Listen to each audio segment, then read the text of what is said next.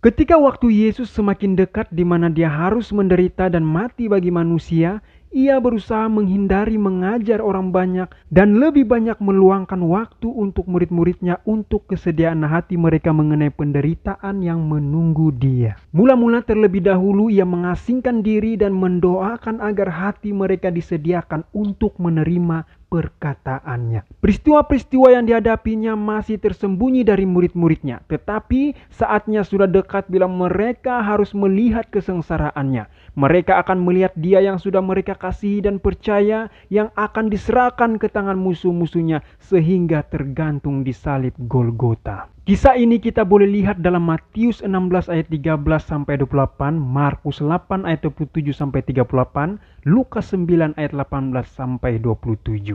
Berilah kepada Tuhan kemuliaan namanya.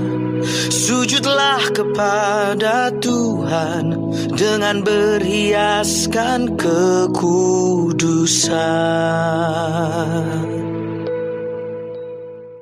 Yesus mengetahui kesedihan dan kebingungan murid-muridnya, dan ia berniat untuk memberi mereka bukti tambahan tentang kemesiasannya agar iman mereka dikuatkan dalam cobaan berat yang akan segera mereka alami. Lalu kitab Matius pasal 17 ayat 1 menuliskan di mana Yesus memanggil 3 orang muridnya dan membawa mereka mendaki gunung yang tinggi. Yesus dan muridnya lelah dari kerja keras dan perjalanan. Dia telah mengajar orang-orang dan menyembuhkan orang sakit sepanjang hari.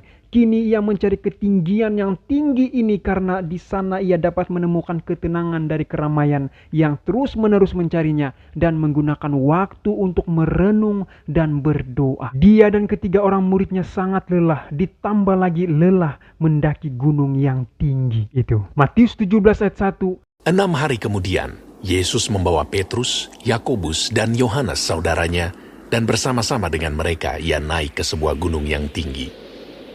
Di situ mereka sendiri saja. Melihat kisah ini, tidakkah ketiga orang murid itu merasa heran, sehingga tidak berani menanya kepada Juru Selamat tujuan apa naik ke gunung itu dan untuk apa? Meskipun demikian mereka merasa heran mengapa Tuhan menuntun mereka ke pendakian yang meletikan ini pada saat mereka sudah lelah dan ketika Juru Selamat juga memerlukan istirahat. Oleh karena kelelahan mereka pun berhenti. Dan waktu itu Yesus melangkah agak jauh dari mereka dan mulailah ia mencurahkan permohonannya dengan tangisan yang keras disertai air mata. Ia berdoa memohon kekuatan menahan ujian demi kepentingan umat manusia. Ia sendiri harus mendapat hiburan dan kekuatan yang segar dari Yang Maha Kuasa, karena hanya dengan demikian ia dapat merenungkan masa depan. Dan ia mencurahkan kerinduan hatinya bagi murid-muridnya, supaya pada saat kuasa kegelapan iman mereka tidak gagal. Juru Selamat telah melihat kemurungan murid-muridnya dan rindu meringankan kesedihan mereka dengan suatu jaminan bahwa iman mereka tidak sia-sia.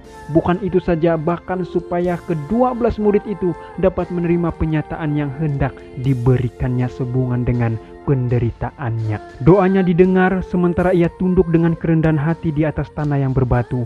Ketiga murid itu menyatukan doa mereka dengan doa Yesus dalam permohonan yang tekun. Tetapi sesaat kemudian ketiga murid itu dikalahkan oleh kelelahan, maka mereka pun tertidur. Tiba-tiba langit pun terbuka, gerbang-gerbang kota Allah terbuka lebar, dan sinar yang suci turun ke atas gunung itu menyelubungi tubuh Juru Selamat.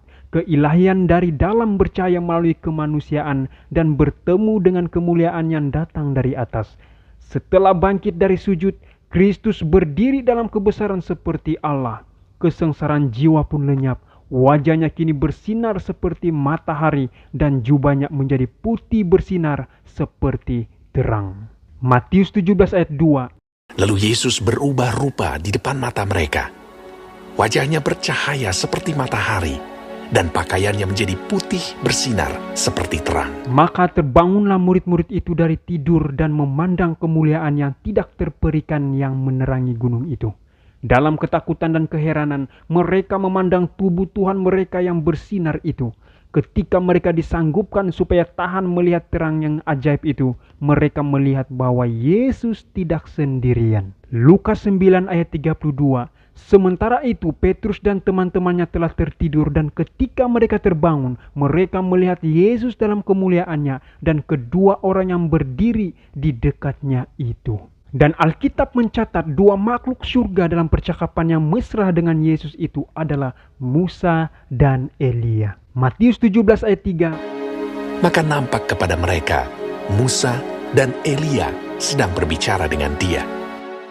Musa dan Elia telah bekerja bersama-sama dengan Kristus. Mereka turut mengambil bagian dalam keinginannya untuk keselamatan manusia. Saudara dan saudari, kita pasti tahu cerita kisah Musa dan juga Elia di kitab Perjanjian Lama. Masih ingatkah kita Musa pernah memohon bagi bangsa Israel? Keluaran 32 ayat 32. Tetapi sekarang kiranya engkau mengampuni dosa mereka itu, dan jika tidak, hapuskanlah kiranya namaku dari dalam kitab yang telah kau tulis. Manakala Elia pula pernah mengalami kesepian jiwa, karena selama 3,5 tahun kelaparan ia telah menanggung beban kebencian bangsa itu serta celakanya. Ia telah berdiri sendirian bagi Allah di atas gunung Karmel. Ia telah melarikan diri sendirian ke padang belantara dalam keadaan sedih dan putus asa.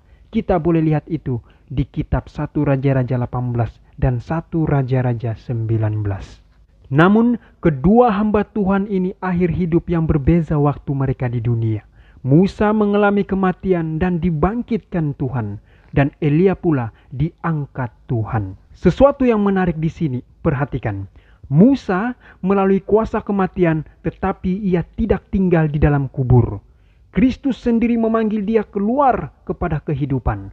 Meskipun setan penggoda itu telah menuntut tubuh Musa karena dosanya, tetapi Kristus Juru Selamat membangkitkan dia dari kubur. Kita boleh lihat itu di kitab Yudas pasal 1 ayat 9. Di atas gunung itu, di tempat Yesus dipermuliakan, Musa menyaksikan kemenangan Kristus atas dosa dan kematian. Perhatikan saudara dan saudari, Musa mewakili mereka yang akan keluar dari kubur pada saat kebangkitan orang benar. Elia yang sudah diubahkan dan diangkat ke surga tanpa mengalami kematian, mewakili mereka yang akan tetap hidup di bumi ini pada saat kedatangan Kristus kedua kalinya, dan yang akan diangkat dan diubahkan. 1 Korintus 15 ayat 52 dan 53. Dalam sekejap mata, pada waktu bunyi nafiri yang terakhir, sebab nafiri akan berbunyi dan orang-orang mati akan dibangkitkan dalam keadaan yang tidak dapat binasa, dan kita semua akan diubah. Karena yang dapat binasa ini harus mengenakan yang tidak dapat binasa, dan yang dapat mati ini harus mengenakan yang tidak dapat mati. Kita mungkin bertanya, apa maksud Tuhan datang ke gunung itu? Selain untuk merenung dan berdoa serta mendapat kekuatan, di atas gunung itu kerajaan kemuliaan yang akan datang digambarkan dalam bentuk kecil, di mana Kristus sebagai raja, Musa mewakili orang saleh yang dibangkitkan, dan Elia mewakili orang saleh yang diubahkan. Melalui gambaran ini sudah jelas memberi kita penjelasan mengenai keadaan orang yang mati dalam kubur dan orang yang masih hidup saat Yesus datang. Di channel ini sudah pernah membahas mengenai keadaan orang mati dan apa yang terjadi saat kedatangan Yesus yang kedua kali. Linknya ada di description video ini. Ketiga orang murid itu masih belum mengerti akan penglihatan itu, tetapi mereka tetap bergembira karena guru yang sabar dan yang rendah hati itu telah dihormati oleh orang-orang yang pernah diangkat Tuhan ke surga, yakni Musa dan Elia. Lalu Petrus berkata kepada Yesus, Tuhan, betapa bahagianya kami berada di tempat ini. Jika Engkau mau, biarlah aku dirikan di sini 3 kemah. 1 untuk Engkau, 1 untuk Musa, dan 1 untuk Elia. Murid-murid yakin bahwa Musa dan Elia telah diutus untuk melindungi Tuhan mereka dan untuk mendirikan kekuasaannya sebagai raja. Petrus dan teman-temannya belum mengerti sungguh bahwa sebelum Yesus memperoleh mahkota, harus mati disalib terlebih dahulu.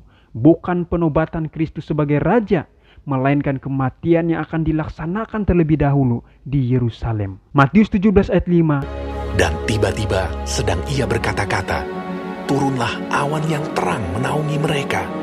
Dan dari dalam awan itu terdengar suara yang berkata, Inilah anak yang kukasihi. kepadanya lah aku berkenan. Dengarkanlah dia. Kejadian ini juga pernah Petrus tuliskan dalam kitab 2 Petrus 1 ayat 17 dan 18. Petrus mengatakan, kami menyaksikan bagaimana ia menerima kehormatan dan kemuliaan dari Allah Bapa, ketika datang kepadanya suara dari Yang Maha Mulia yang mengatakan, inilah anak yang kukasihi, kepadanyalah aku berkenan. Suara itu kami dengar datang dari sorga ketika kami bersama-sama dengan dia di atas gunung yang kudus. Matius 17 ayat 6-8. Mendengar itu, tersungkurlah murid-muridnya, dan mereka sangat ketakutan. Lalu Yesus datang kepada mereka dan menyentuh mereka sambil berkata, berdirilah, jangan takut. dan ketika mereka mengangkat kepala, mereka tidak melihat seorang pun kecuali Yesus seorang diri. Yesus dan ketiga murid itu pun turun dari gunung itu.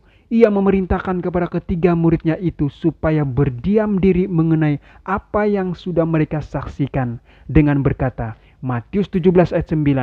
Pada waktu mereka turun dari gunung itu, Yesus berpesan kepada mereka, Jangan kamu ceritakan penglihatan itu kepada seorang pun, sebelum Anak Manusia dibangkitkan dari antara orang mati.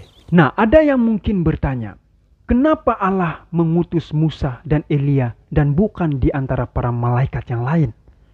Oleh karena ini berkenan penderitaan dan kematian Yesus, maka Tuhan mengutus Musa dan Elia bercakap-cakap kepada Yesus berkenan dengan penderitaan dan kematiannya, daripada memilih malaikat lain untuk bercakap-cakap kepada Kristus.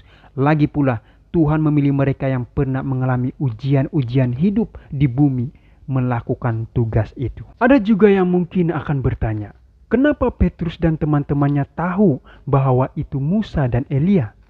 Alkitab tidak mencatat apa yang membuat Petrus dan teman-temannya yakin bahwa itu Musa dan Elia. Yang pasti, Tuhan bisa saja mengizinkan keyakinan itu ada dalam diri mereka. Bertemu lagi kita di video berikutnya. Tuhan Yesus memberkati kita semua. Amin.